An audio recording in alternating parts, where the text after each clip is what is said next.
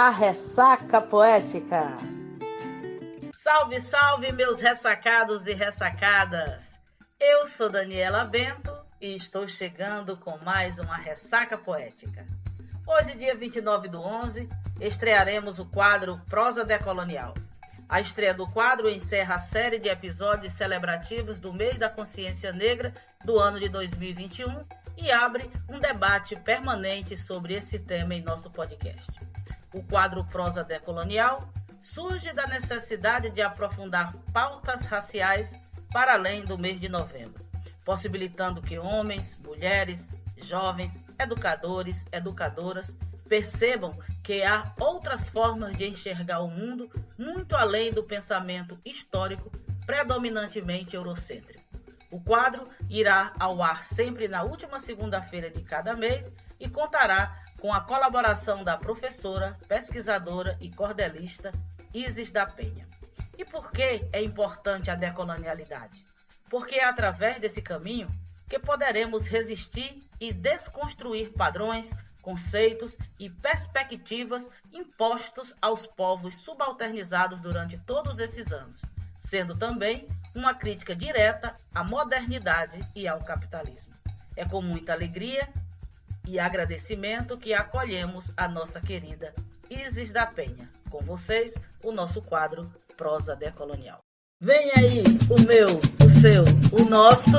Olha. Prosa. Olha. Prosa Decolonial. Salve, salve, ressacadas e ressacados. Eu sou Isis da Penha e estou apresentando Prosas Decoloniais, novo quadro do podcast Ressaca Poética, que tem como objetivo pensar novas possibilidades de enxergar, escrever e sentir o mundo. Iniciaremos pensando o gênero e suas implicações. Falamos tanto nessa categoria, mas de onde ela vem, a quem ela atende, como ela representa? O que é esse tal gênero? As categorias de gênero e as categorias raciais surgiram como eixos fundamentais junto a uma série de processos históricos, como a colonização da América Latina. O contexto global é sempre importante para nos ajudar a compreender as realidades e as condições humanas. A segunda interrogação desse podcast para você é: qual sistema de família nós temos alimentado? Ele dá conta das experiências brasileiras de família? Ou nós estamos sacrificando o quadro em nome da moldura?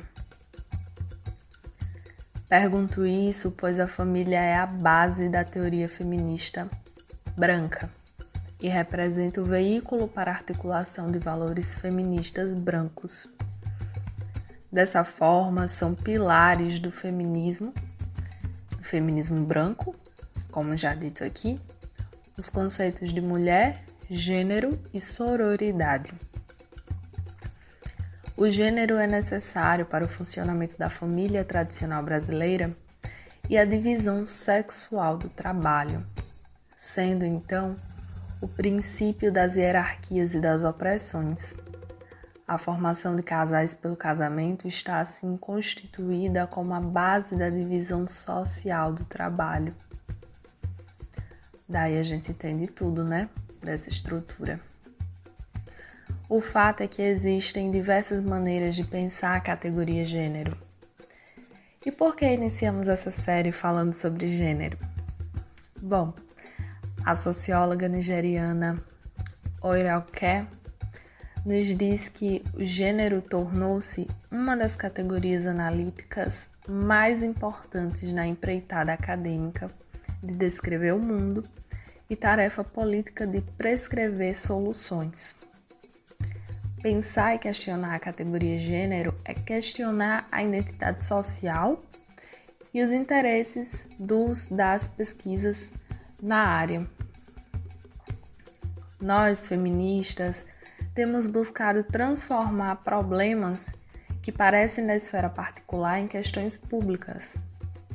Mas será que a tal categoria gênero é em si mesmo suficiente para explicar e compreender a subordinação das mulheres de todo mundo?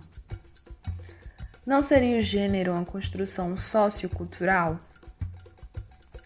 É ainda nesse sentido que Oironquer nos pergunta por que gênero?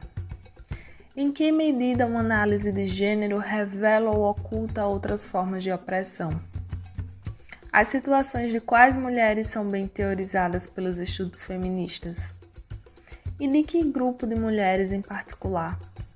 Até que ponto isso facilita os desejos das mulheres e seu desejo de entender-se mais claramente? Perguntas muito boas, né? Perguntas que nos deixam instigadas. As mulheres têm diferenças. Nós somos todas iguais, não passamos pelas mesmas situações. Por isso, é preciso estar atento e falar sobre as variadas formas de opressão. O gênero não pode ser abstraído do contexto social e das hierarquias. No mesmo texto, a socióloga nigeriana traz o pensamento de Miriam Johnson, que nos diz que, nas sociedades ocidentais, a relação de matrimônio tende a ser a relação nuclear de solidariedade adulta e fazendo com que a própria definição de mulher se torne a definição de esposa. Mas nós somos muito mais do que isso, nós sabemos, ou sequer somos isso. O fato é que a gente para pensar, ser esposa nas relações sociais parece que transcende qualquer coisa.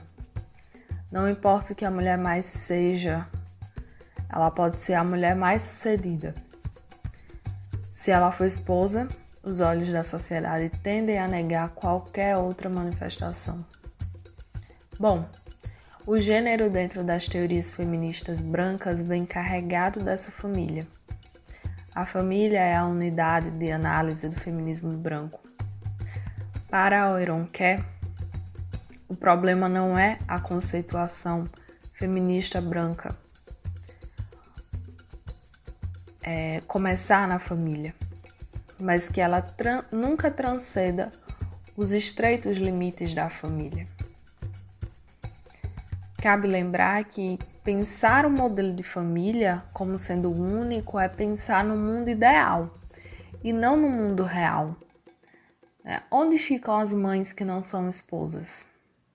Onde ficam as outras organizações familiares? Não ficam? Ou ficam na margem? Onde ficam? Fica aqui o nosso questionamento. No próximo episódio falaremos um pouco sobre as outras organizações familiares que não a família tradicional brasileira e traremos a família iorubá não generificada. Agradecemos. Este foi o nosso primeiro Prosa Decolonial. Eu sou Daniela Bento e vou ficando por aqui, agradecendo a cada um, a cada uma que esteve conosco. Lembrando que se vocês quiserem apoiar o nosso trabalho, compartilhe esse link com um amigo, com uma amiga, convide para se inscrever no nosso podcast. Se quiser contribuir comprando as nossas obras, vai lá no nosso Instagram, @daniela.poeta, adquire a nossa obra. Se quiser contribuir financeiramente, faz um Pix para a gente de qualquer valor. Isso possibilitará que a gente continue fazendo esse trabalho, aprimorando, buscando parcerias, buscando estruturação do nosso podcast. Então a gente vai ficando por aqui. Quero encerrar esse podcast lembrando que a decolonialidade ela é importante porque também ela coloca nós no nosso lugar de sujeitos, de mulheres e de homens pretos e pretas. E termino com uma frase de Carolina Maria de Jesus, que ela escreveu em seu livro Quarto do Despejo, quando ela diz: a vida é igual a um livro, só depois de ter lido é que sabemos o que encerra. E nós, quando estamos no fim da vida, é que sabemos como a nossa vida decorreu. A minha, até aqui, tem sido preta. Preta é a minha pele, preto é o lugar onde eu moro. Então, a todos os pretos e pretas do nosso país, muito axé, muito axé, muito axé, e até a nossa próxima Ressaca Poética.